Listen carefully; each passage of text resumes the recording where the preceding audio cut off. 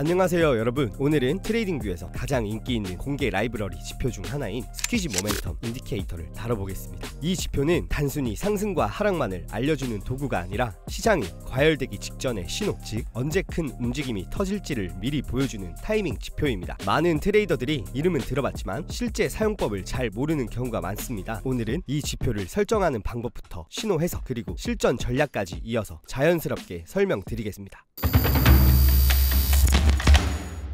먼저 트레이딩뷰에 접속하신 뒤 상단의 표 버튼을 클릭하시면 됩니다. 검색창에 스퀴지 모멘텀 인디케이터 레이즈베어라고 입력하면 바로 확인하실 수 있습니다. 차트 하단에는 히스토그램과 점들이 표시됩니다. 다크모드를 사용하실 경우 점과 막대가 잘 안 보일 수 있는데 이럴 때는 설정 아이콘을 눌러 세부 설정을 바꾸셔야 합니다. 세팅 방법은 다음과 같습니다. 인풋 탭은 기본값 그대로 두시면 됩니다. 모습 탭은 막대 색상은 컬러 0에서 3을 각각 초록 2가지, 밝은 초록, 진한 초록, 빨강 2가지, 밝은 빨강, 진한 빨강 맞춰주셔야 합니다. 이 설정이 모멘텀의 강약을 표시해줍니다. 점 색상은 컬러 0을 진한 빨간색, 컬러 2를 파란색으로 직접 지정해 주셔야 합니다. 컬러 2는 흰색으로 지정합니다. 점 모양, 기본 십자 모양에서 원으로 바꾸면 다크모드에서도 훨씬 잘 보입니다. 불투명도 조정은 막대와 점의 불투명도를 적절히 높여주시면 시각적으로 더욱 선명하게 확인할 수 있습니다. 설정을 마치면 초록색과 빨간색 막대, 점들이 차트에 나타납니다. 막대는 밝은 색과 진한 색이 따로 표시되며 각각 모멘텀의 강약을 보여줍니다. 예를 들어 밝은 초록과 진한 초록은 강한 상승과 약한 상승, 밝은 빨강과 진한 빨강은 강한 하락과 약한 하락을 의미합니다. 이 지표는 크게 2가지 정보를 줍니다. 첫 번째는 막대를 통해 확인할 수 있는 모멘텀입니다. 초록 막대가 나타나면 상승 모멘텀이 강화되고 빨간 막대가 나타나면 하락 모멘텀이 강화됩니다. 막대가 길어질수록 모멘텀의 강도가 더 커진다는 의미입니다. 두 번째는 점으로 표현되는 변동성입니다. 진한 파란 점은 시장이 압축된 상태,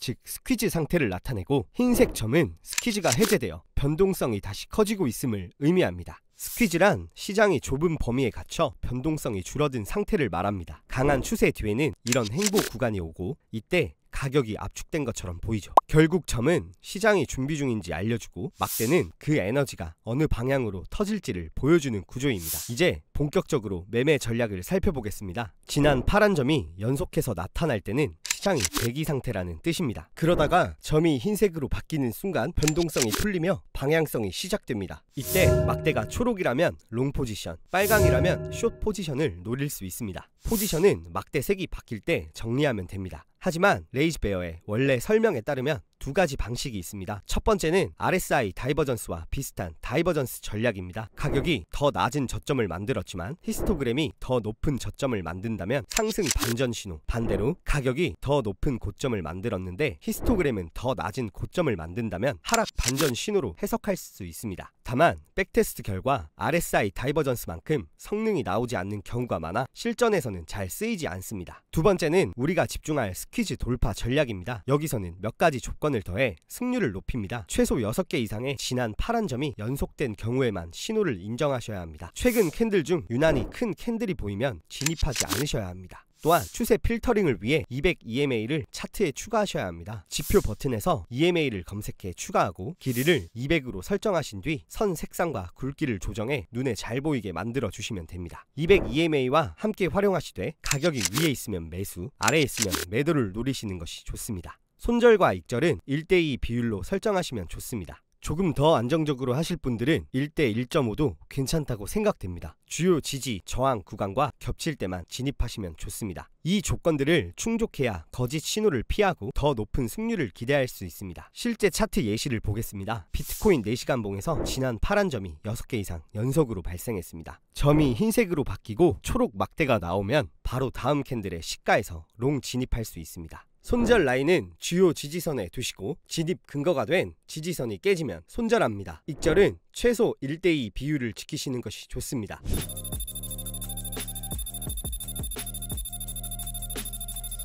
반대로 숏의 예시를 보겠습니다. 진한 파란 점이 6개 이상 연속으로 발생하고 흰색 점과 빨간 막대가 나오면 숏 진입입니다. 손절 라인은 주요 저항선에 두시고 진입 근거가 된 저항선이 깨지면 손절합니다. 익절은 최소 1:2 비율을 지키시는 것이 좋습니다.